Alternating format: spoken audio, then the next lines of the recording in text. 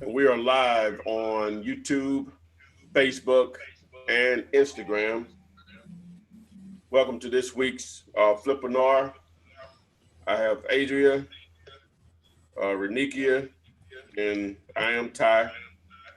And we'll let one of the co-hosts take over from here, and we'll get going. We're a little late, so uh, don't punish us. All right. Hey guys, as Ty just mentioned, welcome. Happy Thursday. We have myself, Adria, Miss Renikia, and as always, Ty the Flipman Taylor. We are here today to answer your questions in regards to wholesaling houses with little to no cash required. Also buying and holding, pretty much anything dealing with real estate investments. We can answer those questions for you here.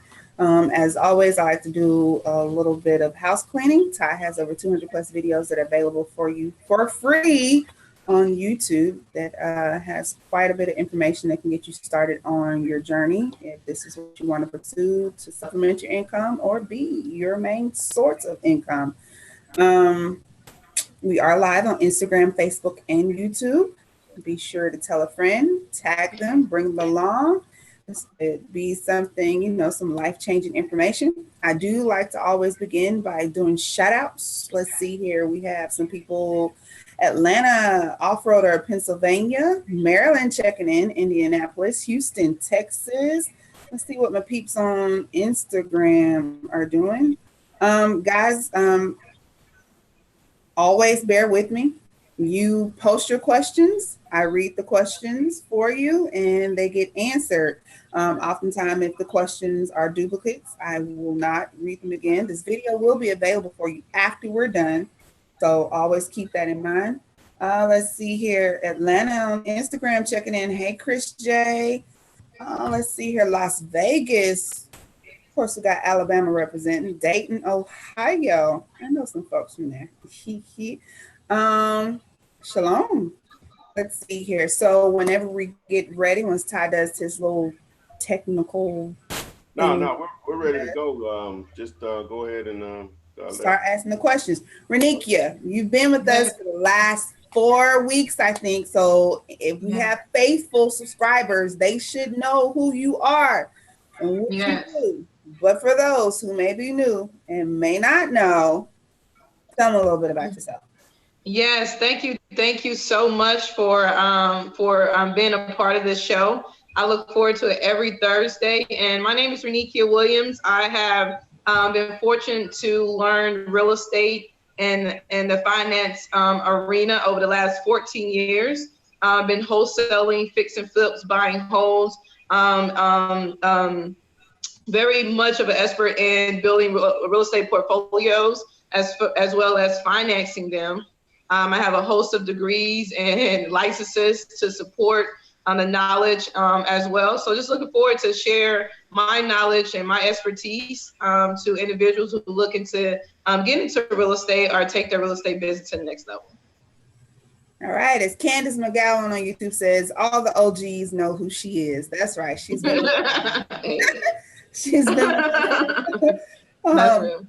enough to know. So I appreciate that. So we're just going to go ahead and jump right into this. The questions, just answer at will. Jade Warren on YouTube asks, what is the name of the contract I need for the seller and the name of the contract I need for the buyer and I? Okay. There's two ways you can do this. You can do two purchase and sales agreement that has an assignment clause in it. It allows you to assign your contract to your third party or your end buyer, or you can use a purchase and sales agreement and an assignment agreement, which pretty much is an agreement to assign your contract to your end buyer. And I think Ty has a one pager. Mm-hmm. Yes, Ty has so kindly provided you guys with this one-page contract he's been using for many years that gets the job done for you. So Ty, where can they find that contract for those who don't know? Oh, flipman.net, they can get it, or you can go to freecontract.net. Or you can get it for free. For free. You heard that. Let's see here. Corey Evans wants to know, on the commercial side, how do I build an end buyers list? Honestly, my opinion is the same way of building a buyer's list for residential. It's the same way. You can put out your signs. Most individuals buying on a residential level, they most likely probably want to buy on a commercial level as well. But it's the same avenues. On the commercial side, I realize that a lot of commercial buyers are not the ones that's really in the neighborhoods. So you have to find different sites where these commercial buyers may be. You also have to, get out there in your backyard and get in those real groups and things of that nature. You can connect with commercial real estate agents because all they have to sell is what's on the market. So if you bring something that's not on the market and they have a buyer, that is a great way to connect with commercial buyers as well. But I would take very similar tactics that I do in residential to find my commercial buyers as well.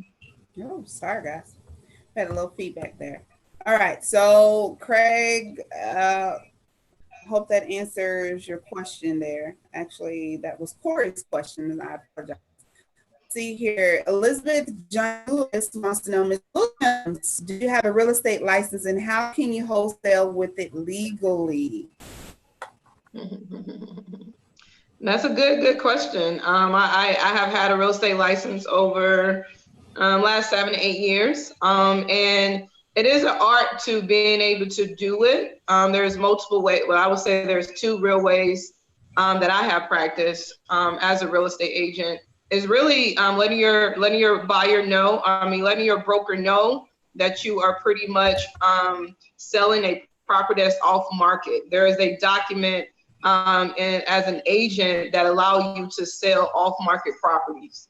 So you have to get that document signed and let your let your broker know that you are selling a property that's off market. Any seller or any buyer can give you any commission, and that commission must go through your broker. Now, if you want to do it outside of your broker, without having to go through your broker, you need a team. You need to really set up an LLC in someone else's, your teammates or your partner's name, and you do the business under your teammate's name who is not a agent, if you understood that. Okay. Facebook, jumping to Facebook. We have Tidra and offer accepted. Going to get the contract signed tomorrow. Way to go, Tidra. Be sure to share that deal with us. Let us know, if that works out for you. Again on Facebook, Tracy says, "Hi, Ty. Does this sound like a good deal? The offer of $250,000. The ARV is 450 to 500K, and the repairs are 50. So you're looking at 300 at about a 475 ARV. Is that a good deal?" Yes. Yes, it is. So that means that she said she purchased it for 250. Right. The offer is for 250. And she needs 50 into it. Yeah, absolutely. You want to be all in on the 315, which you're definitely all in on the 315. That is a great deal. All right, Tracy, you as well. Make sure you let us know how that turns out for you. Get it under contract and get you a check. Yeah. On Instagram, Chris J, when organizing direct mail mailings, is there a CRM management software you recommend? That's a good question. I'll let Ty answer that as well, but I like Constant Contact and MailChimp. Okay. As to CRM that I use. I'm not for sure Ty used something different. I've actually used both of those. Those are good. You got Aweber, and you also have what's the other one?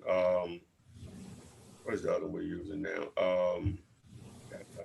It's called SendGrid. SendGrid. SendGrid. So, but any of those will work as far as managing that, if I understand your question correctly. Okay. Black Princess my cousin has access to REOs in Charlotte and on New York. How can we make this work? So how do you make it work when you have somebody that's out of state trying to help you out? So it's really having a team. You can really make this work anywhere that you have a team. So she's saying that she's in one state and the REO list is in another state. Correct. Okay. So it's really, you got to build a buyers and sellers contact in the Dallas area, wherever the area of the REOs. Is really having a full team in those areas. Having someone, if you have access to the inventory, that means you got to bring the buyer to the table. So you want to go in and build a buyer's list in that area. And once you build a buyer's list, you can connect with your cousin realtor who can help you run the numbers and help you manage the leads that you have in that area. So yeah, so you probably just want to connect the buyer with the inventory. So you need to focus on building a buyer's list in that area. Okay. Joe the investor, Todd, wants to know, have you started voicemail marketing? And if so, how is the return rate going? Not enough. I haven't. I was just thinking about that since we've been doing it. I forgot to send out a voicemail over the last couple of days. So, well, you have two options there. You have the voicemail broadcast where they just drop it right into your smartphone voicemail box, and then you'll have the voice broadcast. I'm sure we've all gotten there. Hi, you want to cruise to San Diego? Which I don't think you take a cruise to San Diego, but you get the point. But yeah, so I haven't done it enough to say what it is or what it isn't. Now I do have an actual property under contract right now that I think I may have overpriced as far as my contract, but it came from that. So I haven't been consistent enough with it to even give you a true opinion on it, but I'm definitely going to be using it because it's so inexpensive. Now you'll get some crazy responses back from people. I had a guy said, if we call him again, he has a 45 and he will track whoever's sitting in this broadcast and blow their shut your mouth head off. So be prepared. You need to be a little thick skinned because you're going to get some crazy responses back. Not that they're going to call you back if you set it up correctly, but they'll have an option to leave you an actual message. So, but it's a inexpensive, but can be a very powerful way of reaching out to actual potential sellers, you know, if you have the right list. Okay. Luther Saunders, this is a YouTube question. What company do you use to print the pics of houses on a postcard? I can answer that. Meltoflip.com. Meltoflip.com. Go there, get you a campaign started. Ty is showing you one as of right now. That would be a good beginning if that's what you're interested in. Prints the property picture, a picture of the property right on the postcard. All the information is there. A good attention grabber. So Meltoflip.com. Let's see here. Craig wants to know, what are your thoughts on commercial acquisitions through syndication? What are your thoughts on commercial acquisition syndications? Through syndication. Yes, he says this is an advanced question. That's also a good question. Honestly, the same effort of wholesaling or syndicating a residential deal is the same effort or similar efforts in putting together a commercial syndication deal. You can wholesale commercial properties as well. The key to commercial properties, a lot of times they like to see 50,000, 100,000 earnings money and things of that nature. But if you syndicate the deal accurately, you could be able to get a commercial end buyer to come in to put up that earnest money. And you're able to flip it out and make $1 million or $2 million because you wholesaling the deal. So I know a particular guy that does this a lot here in Atlanta.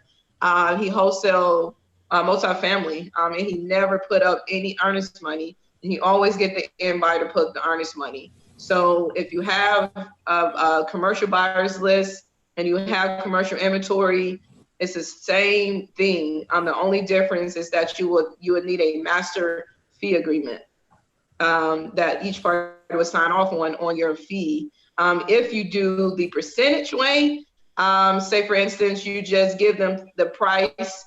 They want 10 million, you give the end buyer 10 million, you want to put together a master fee agreement for your percentage.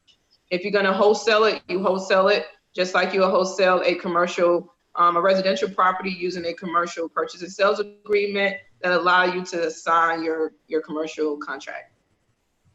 Also, just to speak on the syndication.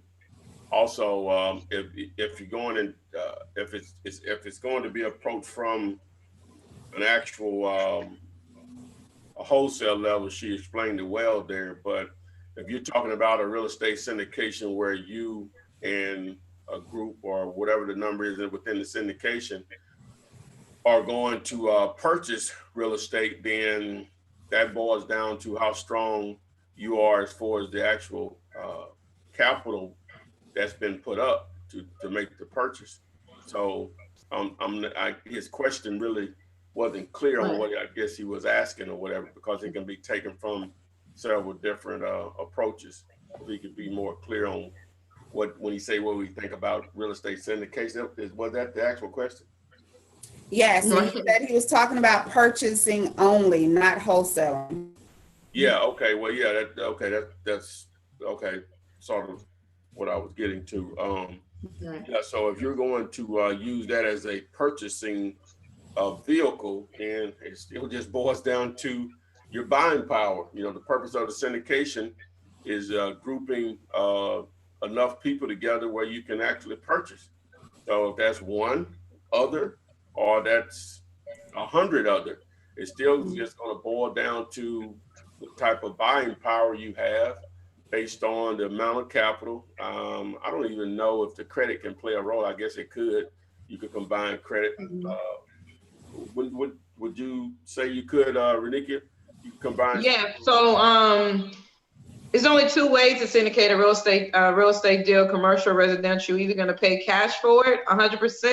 They're going to bring a lender in, and you're absolutely right. I call it the 4 C's. When you're talking about purchasing commercial on a purchase real estate on a commercial level, and you want to bring a lender in, it's very financial driven.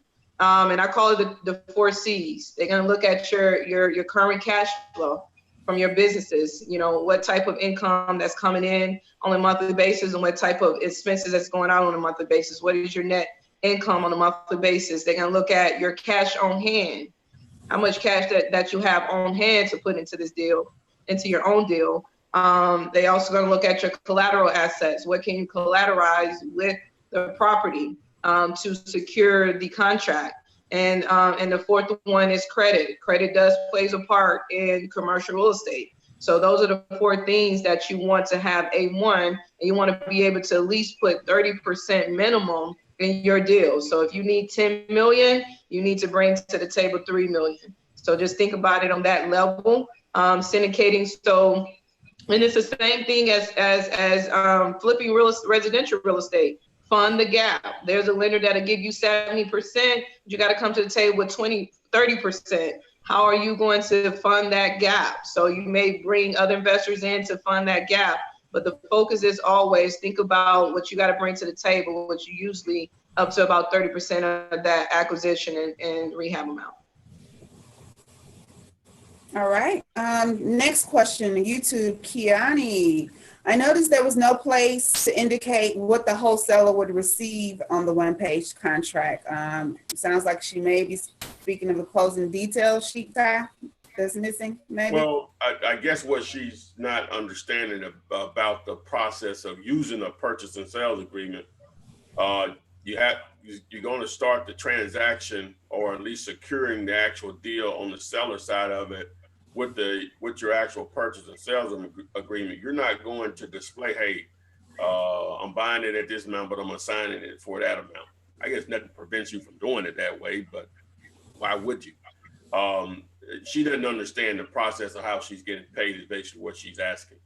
But we have contract A for $20,000, contract B for $30,000. That's what your buyer. Contract A is what the seller. Contract B is what the buyer.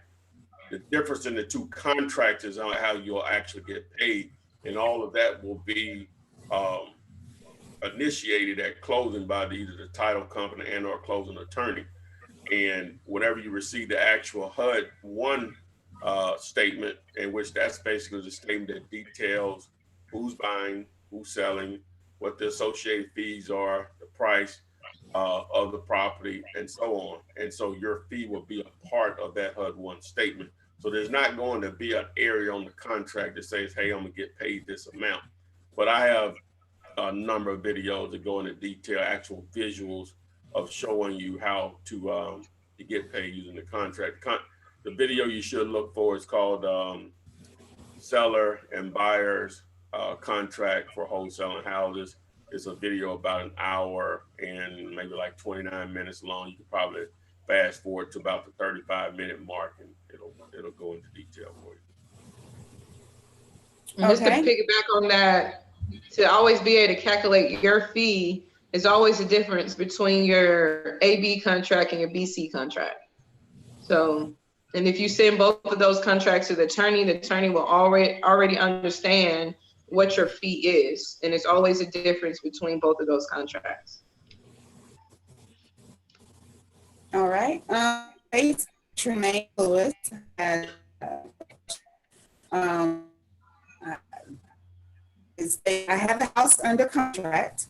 Is it normal for the buyer to ask to see the contract I have with the seller?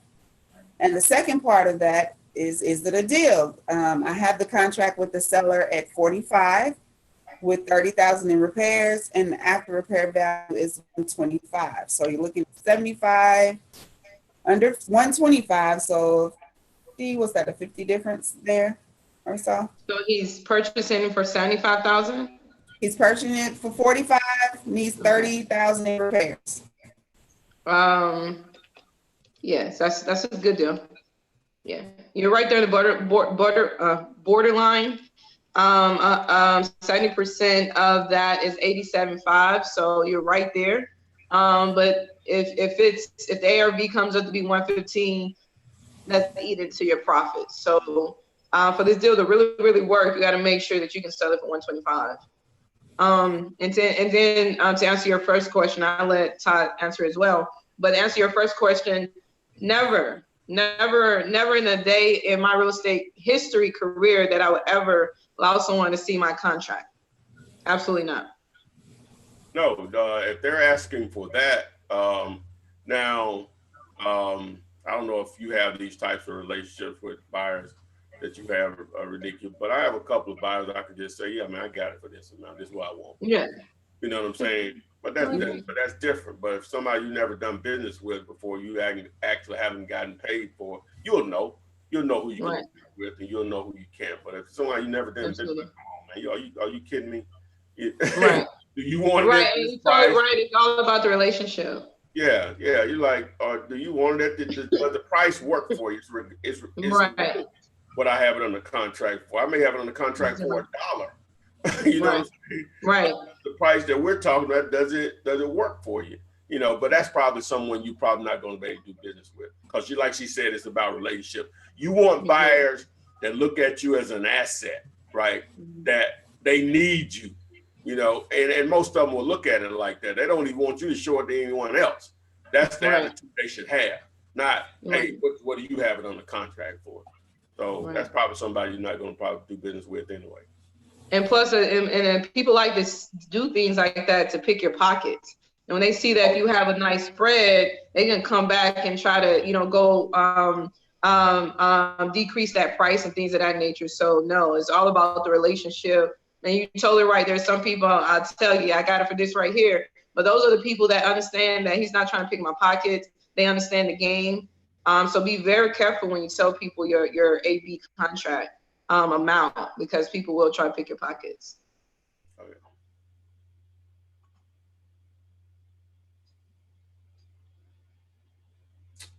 I think Ada is frozen.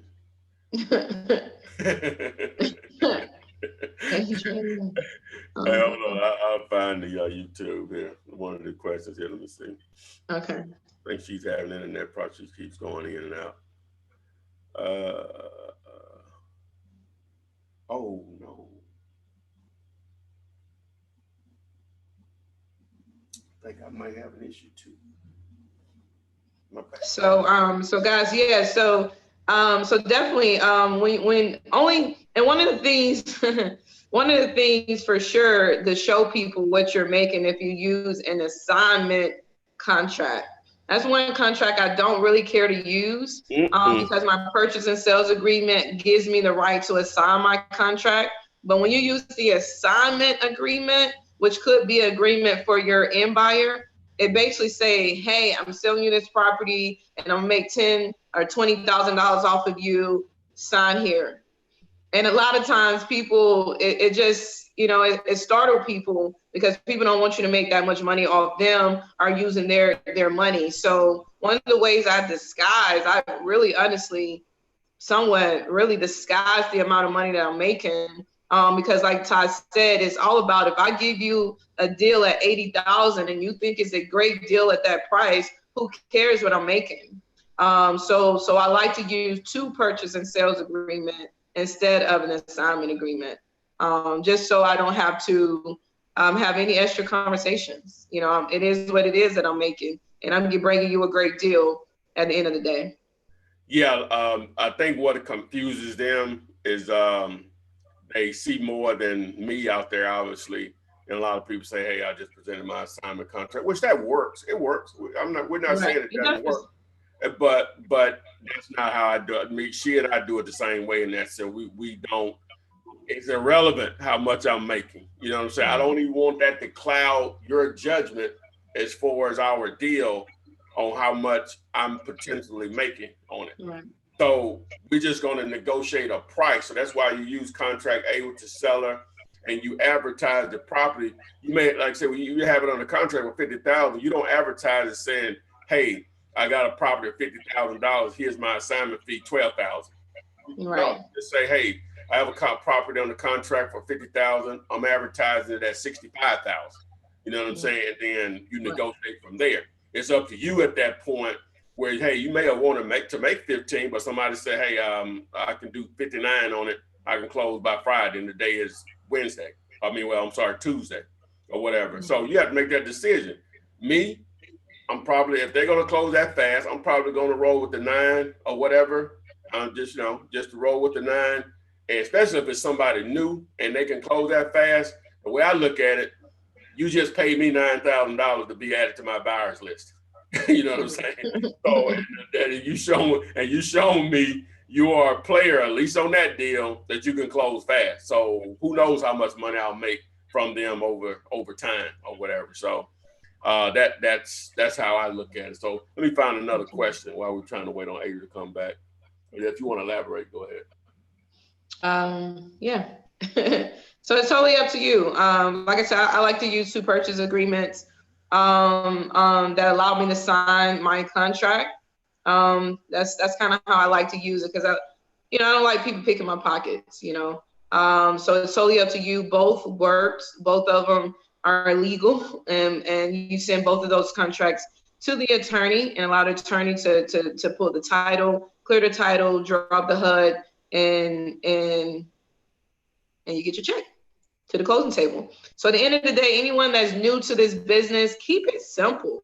Wholesaling is like anything. Wholesaling is you wholesale, cars. I mean, it's the same concept. Keep it simple. Wholesaling, the simple way to think of wholesaling is that, hey, I got a product for a wholesale price at $10, and I want to sell it to a retailer at $15, and my profit is in between. It would be $5. So at the end of the day, keep it very simple. And exactly where real estate is, we go out and find an inventory. We negotiate that price at a very low price, and we find an end buyer that want to come in and invest in that particular project at a higher price, and we take the difference.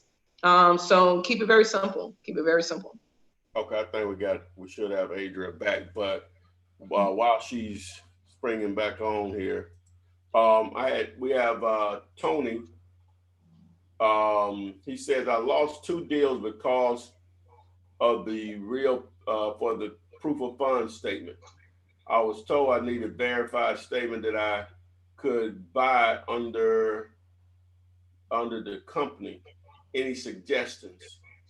I think he's referring to the proof of funds statement that I recommend to him. I'm assuming that's what he's referring to. If they wouldn't accept the proof of funds because they're going to come in a lot of different forms, really nothing you can do about it. It sounds like you're submitting offers through the same realtor or whatever, and they're making that decision or whoever, if it's a lender or whatever. So that's one of the other things. Now, if you're dealing with a lender when you're making an offer, it's going to be a little different. Just depends on who's viewing it or whatever. So proof of funds is you're going to deal in that arena. Again, you're at the mercy of who's saying or the proof of funds is what they need or not. The other thing is, I guess, if you had a relationship with a hard money lender, that may give you an opportunity to provide proof of funds. So again, I hope I answered your question, Tony. You want to add to that, Renika? Yeah, I add to that. There's 2 type of buyers in this wholesaling industry. There's the buyers that comes with the realtor, and it's so protocol for them to ask for proof of funds.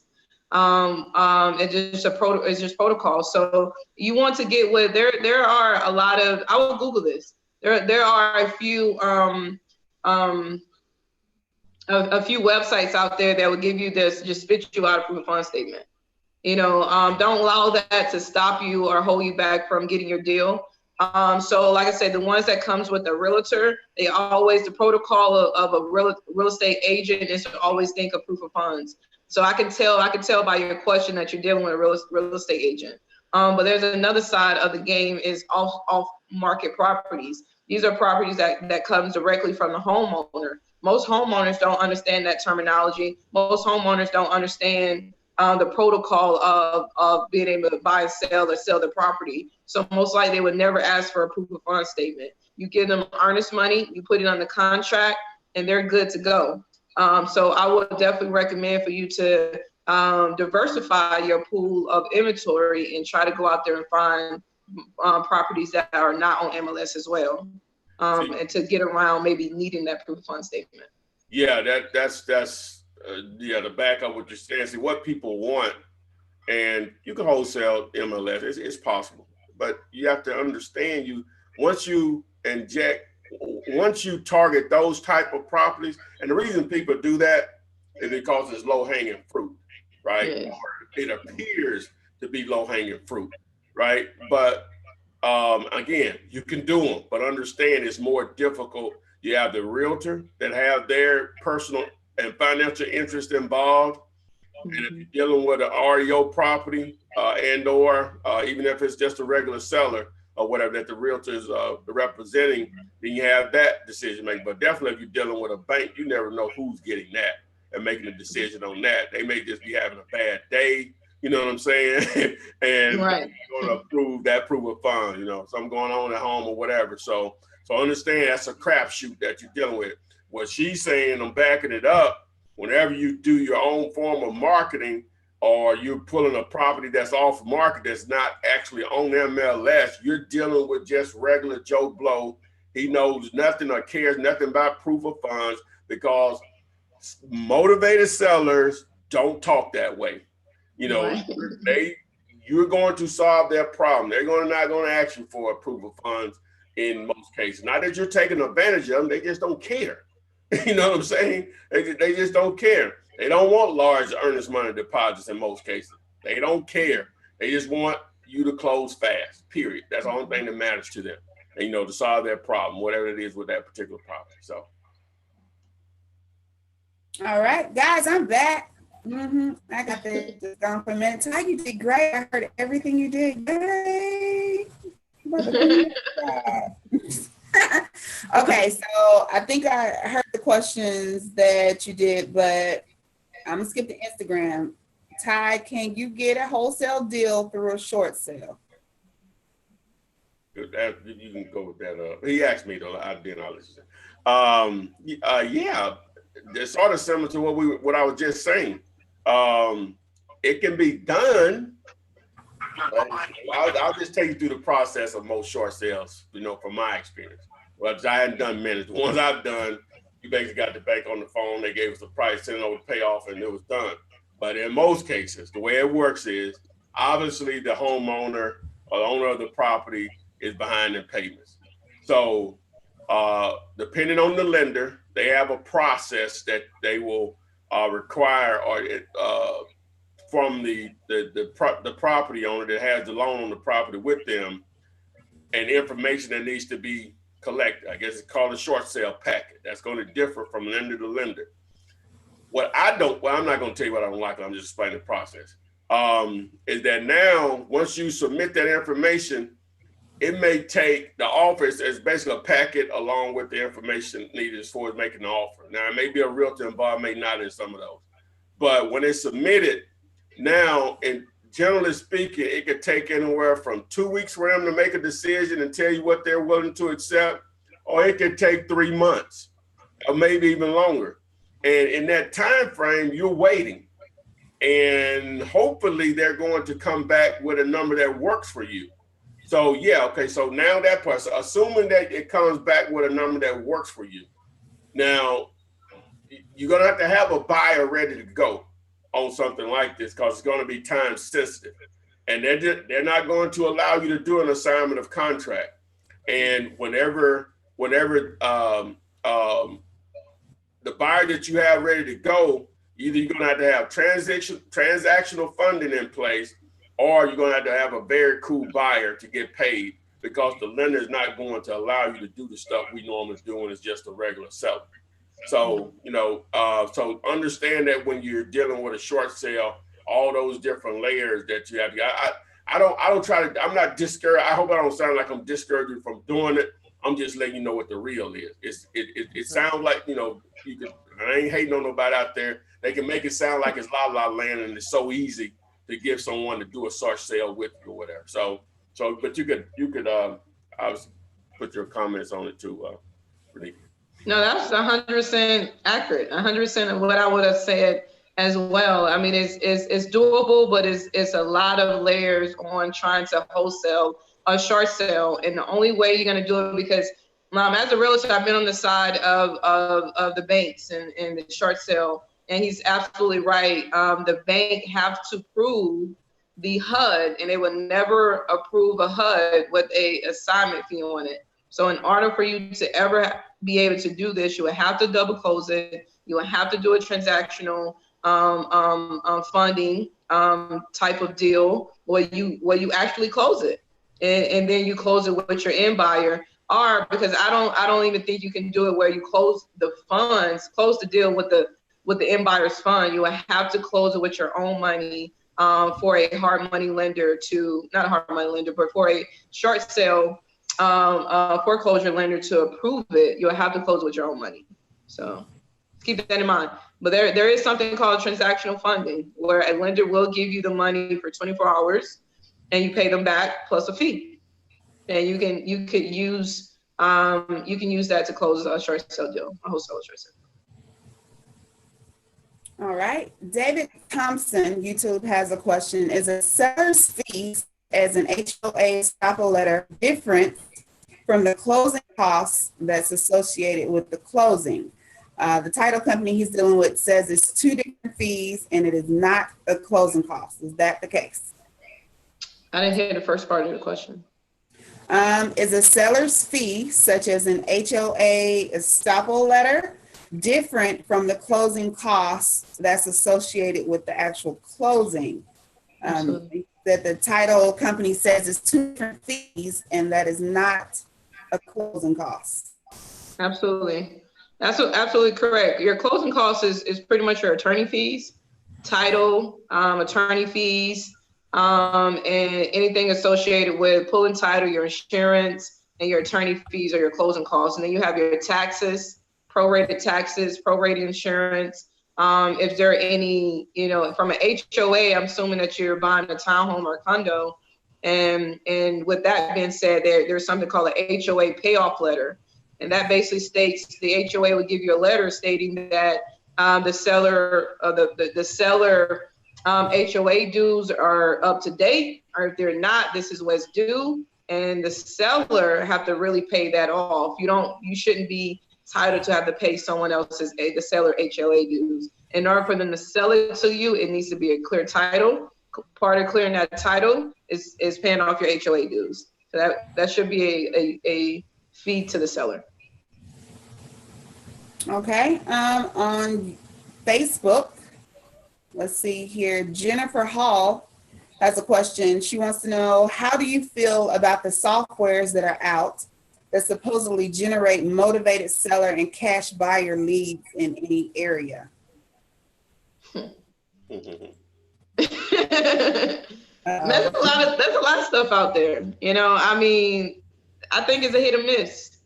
You won't know until you try it. I do know some investor who have bought, these lists, and they get a deal out of it. So it really boils down to your level of expense level. How much do you have to spend?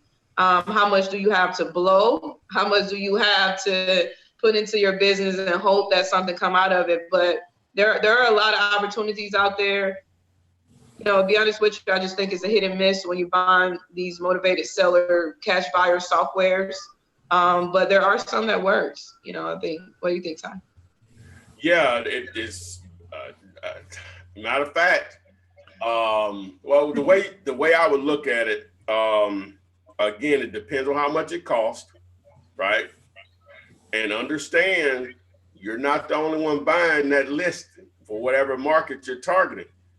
So assuming I'm here in Birmingham, and the list had in a particular zip code what they would quote unquote motivated sellers, they had 100 there. You think I'm the only one that's buying that list? So, but again, some of it's just based on timing. Whereas one person may buy the list this week and call the person, and hey, no, they're not interested in selling at the price that works for them. You call them, just in that week's time, something has changed. So the main thing, like she said, is just a hit or miss, but it just also depends on how expensive it is and what you have allocated for that type of marketing or that lead generation.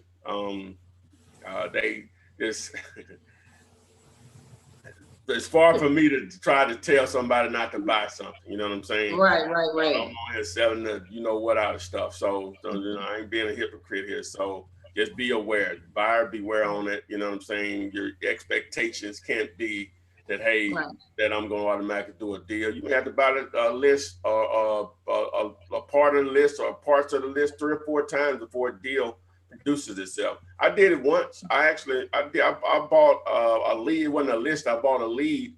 This was years ago. I think I made $4,000 on it. You know what I'm saying? But I did it again and again and again, and nothing came from it. But from what I spent and what that one deal did generate, I did make money from it. So I've actually done that before. Just understand, guys. Understand. Again, don't. I sell plenty of stuff. I'm all over. Yeah, I got something coming soon for you new or whatever. But understand, guys, that they know people want easy, right? They know they want easy. So if I say you this software is going to generate a buyer's list or sellers, or if I say you this is going to do this or that or whatever. Just always look at it, well, in my opinion, as a tool, just another tool in your belt. Hopefully it's not taking up your entire marketing budget or lead generation budget, but just you could test things. You just never know. And like, she explained it best. Understand that it may be a hit or miss or whatever. So, and anytime you hear a guarantee, you need to run from that. How can someone guarantee? How is that possible? I get people call me and say, well, what can you guarantee? Oh, I can't guarantee you nothing. I can't guarantee you nothing. Absolutely nothing. When I say that, I can't guarantee. How can, so basically what you're asking me is that if you buy my course, right, and you don't do nothing, you're gonna make money. You know what I'm saying?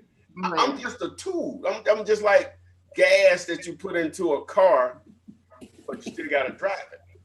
Right. You know what I'm saying? It'll go because I'm the gas, but you still gotta drive it or whatever. Right. So that's, get off my soapbox, whatever. So hopefully we answer. Now I want to jump on that soapbox. I mean, because you're totally right. Nothing is guaranteed in life. It's all about are you willing to take the action? It's all about how hard that you want it. Because one thing we don't have to sell you on is that everyone need a house. And that's what I understand about real estate is that everyone needs a house. I don't have to sell you on that. If you understand the power behind that, everybody needs something. It's just a matter of a numbers game, and it's a matter of timing. I was in this business. I've been in this business over 14 years, and I can honestly say the first 5 or 6 years, I didn't really make any money, but I knew in my heart that it was something that I wanted. I knew in my heart that everybody needed a house, so it should be only a matter of time. So regardless if you don't see the results in the first year, the first 6 months, if it's something that you want, you got to keep moving forward. You got to keep banging that tool. You got to, continue to find the tools that work for you. Because the tools that work for me may not be the same tools that work for you. Oh, man. And one of the ways that I built my business is going out in the field and networking. That may not be yours. You may want to buy a lead software generation thing. So one thing I want to say about the software as well, there's some softwares out there you can buy leads. And there's some software, which I think what she's talking about is like a monthly fee that you can pay this monthly fee and you get this access. And if that's what you're talking about and you come across that type of deal, take 30 days at a time, extract as much information off that software in that 30-day period, call those leads and see how much money you can really make. And just take it 30 days at a time, so. Yeah, I done messed up. Y'all put them both on the soapbox at the same time. Man, I ain't got to do that now, so I'm just going to sit here and stare at the camera. No more questions. All right. That guarantee stuff, man. Hey, man, you guarantee run. Okay, so another is from Ginger Ashby. She says, Ty, I pass by multi-million-dollar homes on my way to work every day. There's a house damaged by fire seemingly recently, a couple of months or so. How do I find info on the house and the owner in hopes of setting this baby up for wholesaling? Well, simply put, the first thing you have to determine is what is the address, right? It's probably just simple as it's right there on the mailbox, or if it isn't, due to whatever's happening there with the fire or whatever, then you're gonna have a house normally on the left and the right of them. You're gonna have at least one on one side of it. So whatever's that address, this is what this address should be. Or you could download an app like Land Glide, which has a free trial on it. I have no affiliation with them, just recommend a service that I think that's really good, and it'll figure out the address for you and the owner, depending on how that information is produced by that county. So once you determine the address, now you can determine who's the owner. All right. So if it's a recent fire, the mailing address at the courthouse may be still the same as the address there at that location. So it would probably, if it's a recent fire, it's probably okay to go ahead and mail to that address because their mail is probably being forwarded now. Now, you also want to try to see if you can find a skip trace to find the phone number for them. Or you could be as simple as going and asking the neighbors. Trust me, if it's an expensive neighborhood like that, the neighbors may not know them, but they may know how to reach out to them. You know what I'm saying? Because they don't want to continue to see that dilapidated house in their neighborhood, by no means. So once you reach out to them, it's all about timing at that point, or they're willing to sell because the house probably has already been paid off or whatever, however their insurance was set up, hoping they had some, assuming they had some. And then it's all about negotiating because now they probably, depending on how bad it's been burnt, may just be negotiating the lot itself, because the structure may not allow you to to rebuild on it. So it just depends on how bad of a fire it was. So what do you think, Renika? I would say the same thing. Just reach out, go to the tax records, email them, not email them, but send them a letter in the tax records. Like you said, go in the neighborhood and see if they know the homeowner directly, especially if the mailing address and the tax records is the same address as the subject property. Most likely they haven't updated that, so you may have to try to do skip tracing, where you skip trace the owner through something like LexisNexis, People Search, when you find out the owner's name, so you can call them directly and let them know that you want to purchase their property and how much they want to sell it for you. So you, and never be the person that talk numbers first would always be the one to lose, because they may be thinking 300,000, you're thinking 500,000. You just cut yourself out of 200. So always allow them to say the numbers first, and then negotiate from their numbers. Okay. Clifton has a question, Renikia. This may be more geared for you. He wants to know, what do you recommend he does? Whatever.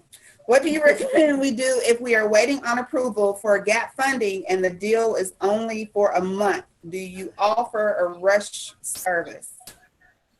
It takes, no, I mean, honestly, it takes 20 days, 30 days for funding in the gap.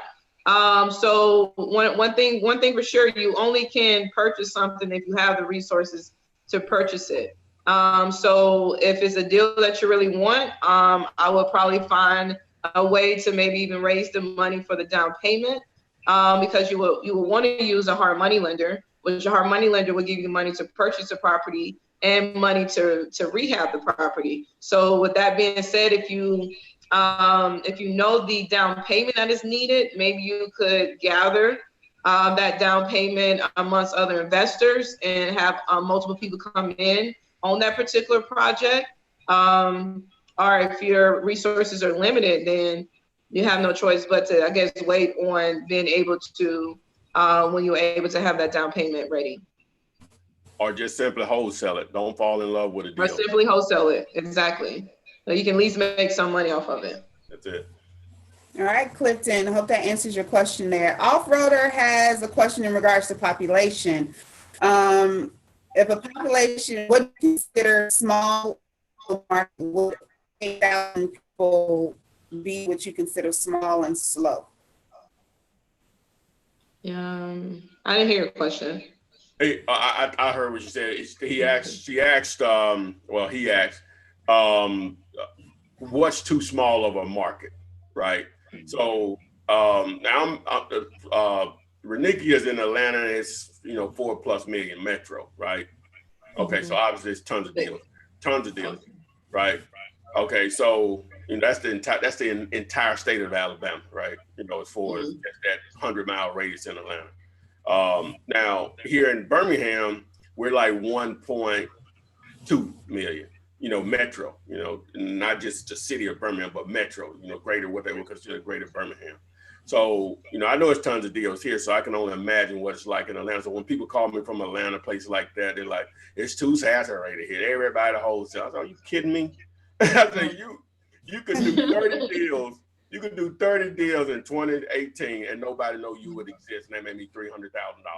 You know what I'm saying? Nobody know you exist. You've done 30 deals. That's only 2 or 3 a month, right? And nobody knows you exist in a market like that. It's just not possible for it to be oversaturated. It's just not possible. But if you're in a market where the population is only 50,000, okay, it's possible to be oversaturated. You're going to be limited on what you can do. But when you start getting in maybe 150,000, 200,000, it's going to be enough opportunity there that you can make a living at doing this. You know what I'm saying? So, and then now, if it's that small, where you're talking 50,000 or something like that, 50,000 may be still a good, decent market, but I'm just using that as a number.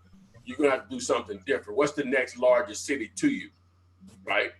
Driving, then that's the first thing you want to say. If it's within a couple of hours, that's something that you should look into, because you can go over there and spend a couple of days out of the week. That's not too far to drive back and forth if needed. You know what I'm saying? Especially if the money is right, which in this business it is. So, and then obviously you can do some virtual wholesaling, but you're going to have to pick a market where you have someone on the ground that can help you. So, you know, that's my 2 cents on it.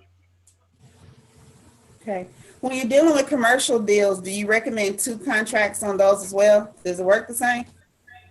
Yeah, same. Corey? Yes. Let's see here. Tony has a property that has 7 more days to sell, and she contacted over 20 buyers. No one wants that area. What else does she do beyond asking the seller to extend it, giving up and taking it as a loss? What else is there? I mean, you can only do what you can do. And if you can't sell it, you can't sell it. Maybe you can go and ask for an extension if you feel confident in finding an end buyer. If not, maybe cancel it before you lose your earnest money and get the right to continue to maybe market the property from the seller without even being under contract. And maybe for another week or 2, you can get the right to continue to market that property, bring a buyer to the table, but never go to the edge where you lose your earnest money. Back out of a deal before you lose your earnest money. If you can't sell it, you just can't sell it. Just keep it moving. Understand that it's a numbers game. It's a numbers game. I'd rather keep it moving and go to another property that I could possibly sell than hold that weight.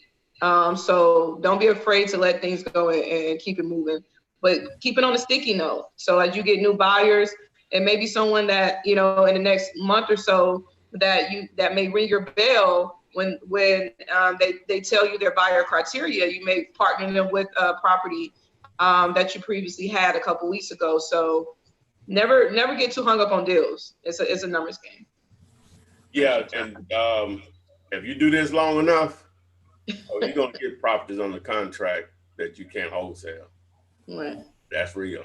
You know what I'm saying? So, and a lot of times it just simply boils down to, in most markets, the markets areas within your market, is that sometimes you just don't know what buyers most buyers for that particular area of the market, you don't know what they're willing to pay.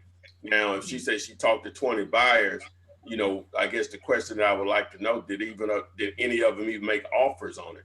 Because if they didn't even make offers on it, then you might, you have certain pockets of your market that are very difficult to move properties.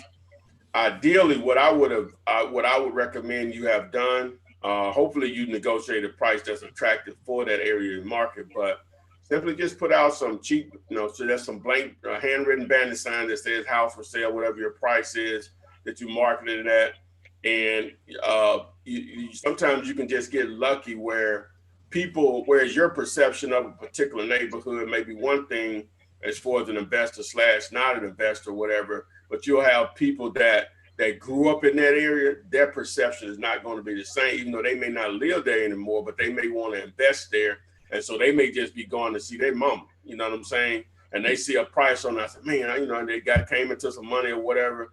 Hey, here's an opportunity to buy a house over here. I always wanted to, rent something over here in my old neighborhood.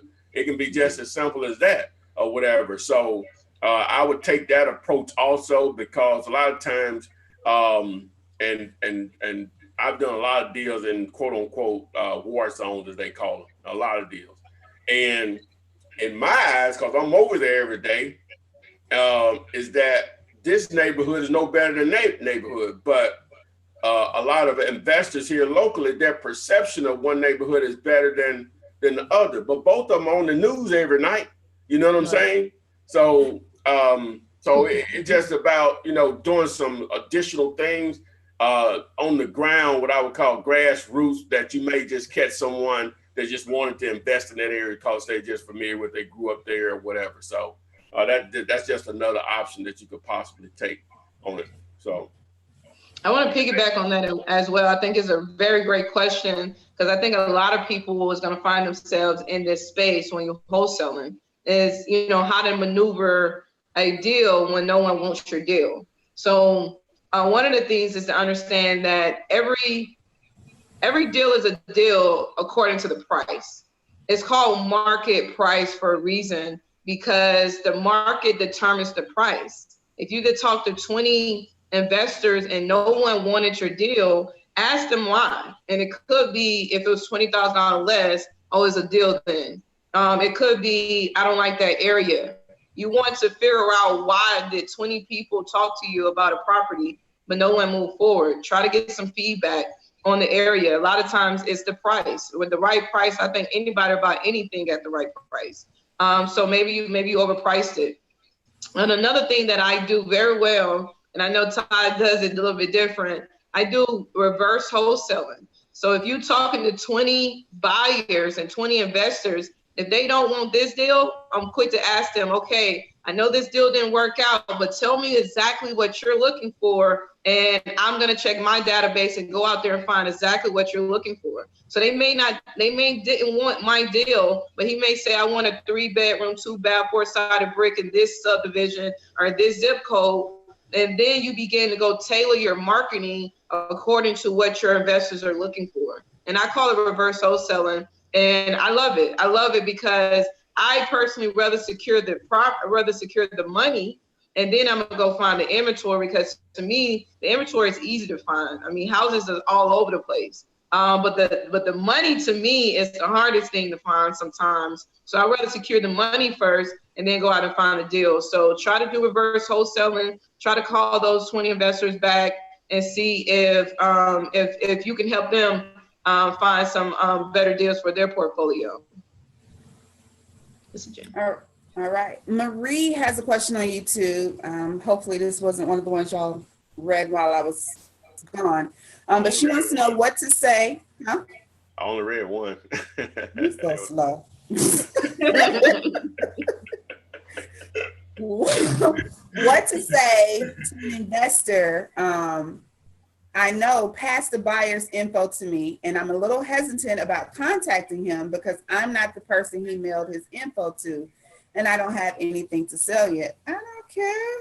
Okay, so she has an investor's information that was passed down to her that wasn't necessarily meant for her. She's weary about reaching out. What do you say? I personally just did this probably about 2 weeks ago. It really don't matter. I mean, because to be honest with you, if you're a real investor, you out there.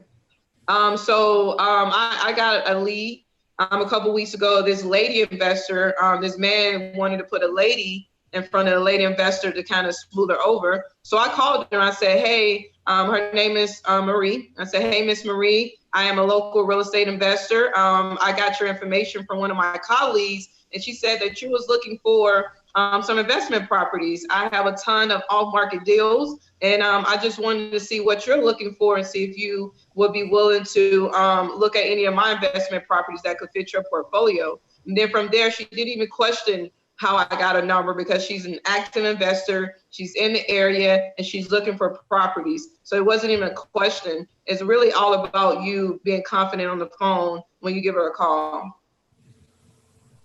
All right, confidence. Get Gator. Call anyway. Might be your deal coming through. Yo, check.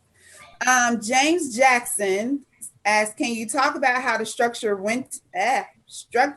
rent-to-own deals to where I can get paid out of the deal? Every deal I get under contract, people ask if I can rent to own. I'm clueless as how to structure them. Do you recommend that for somebody just now starting out, first of all? And two, how would he get paid with that? I'll tackle it, and I'll let Todd tackle it as well. Rent to own, from my understanding, is owner financing. Is when an owner is willing to sell your property at owner financing without a mortgage. So basically, owners say, I'll sell this property for $50,000. You paid me $450 for 5 years over a 30-year amortization.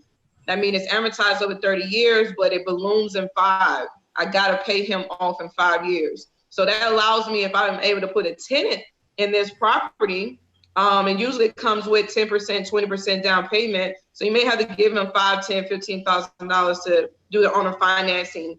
But if the key is to get the monthly payment as low as possible. So with this scenario, if it's $450 or $500 and you're able to rent it out at $900, then you have a $400 or $500 cash flow. and that's how you're able to make money off rent to own. But the key is, if you put it on the contract as owner financing, you don't want a tenant, you want a rent to own tenant. You want someone who had exercised their right, their option to purchase. And that person is also going to give you 10%. And put it like this right here. The homeowner sell it to you for $50,000, but you may sell it to your owner financing client. You may owner finance it to him at $90,000. So in 5 years, he owe you $90,000. In 5 years, you owe the seller $50,000, and you're going to collect the cash flow in between, which is the rent. Right. She broke it down. That's the owner financing as far as, I guess, the seller being the bank. Yep. One of the other ways people would do that similarly, same way, is just do a lease with an option to buy with the seller.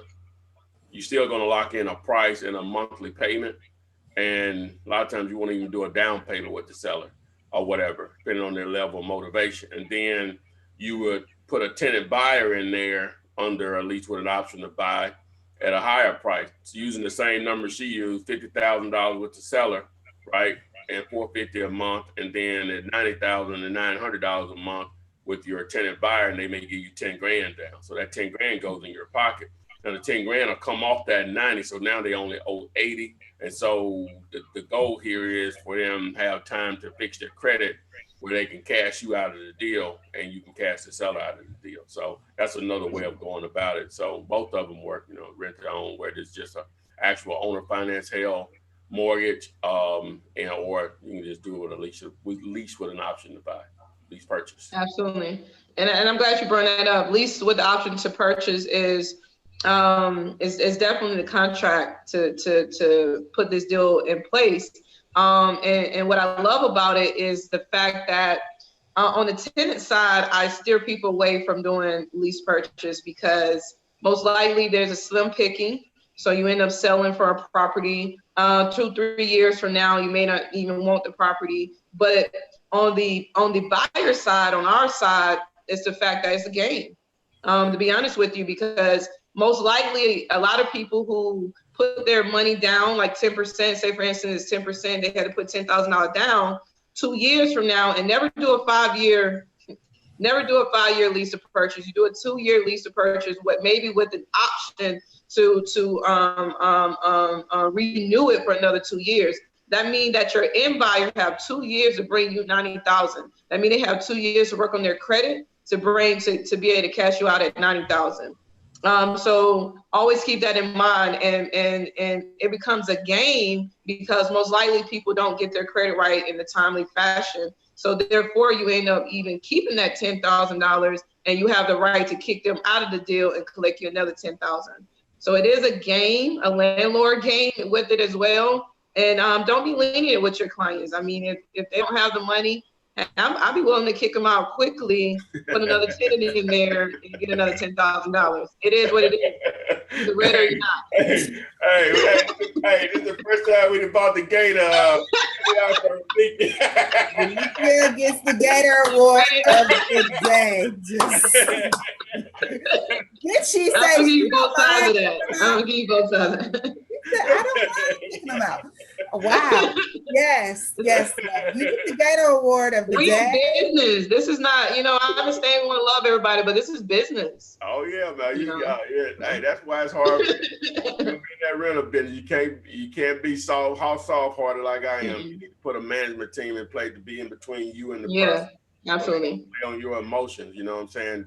Little chick showing up half naked, talking about I ain't got today. You know what I'm saying? And you said, baby, it's okay, give me next month.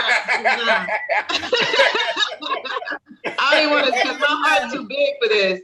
I don't want to see my tenants. I don't want to get to know my tenants. Put somebody in place, because it's business. And on that note, I think I was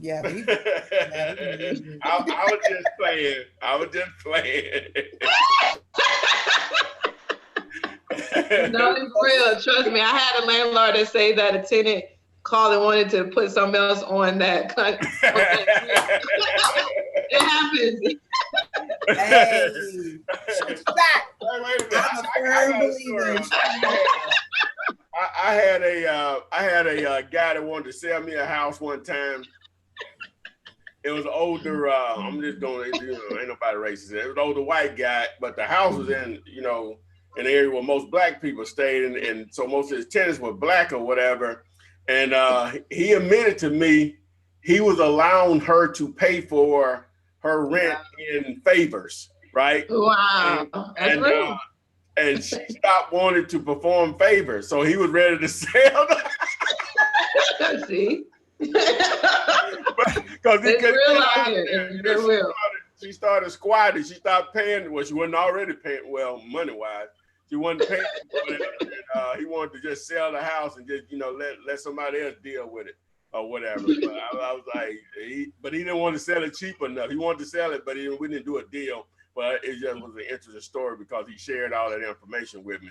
His old self. Man, well, I think we all had that story because Ty, I think you recall the guy that said he would deed the house over to me if I just. Yeah, man,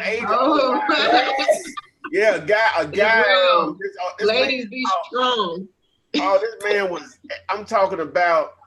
He got to be dead now. I hate to put him in the grave, but that was some years ago. This man was in his 80s, and didn't he have a dog over there or something with us? Yes, I love dogs. And so I had to go to another appointment and to go see another house, and so they drove different cars, and so. I left, what can this dude do? You know what I'm saying? He could barely walk. So when I left, she called me screaming and saying, "Why did you leave me there?" I'm like, what?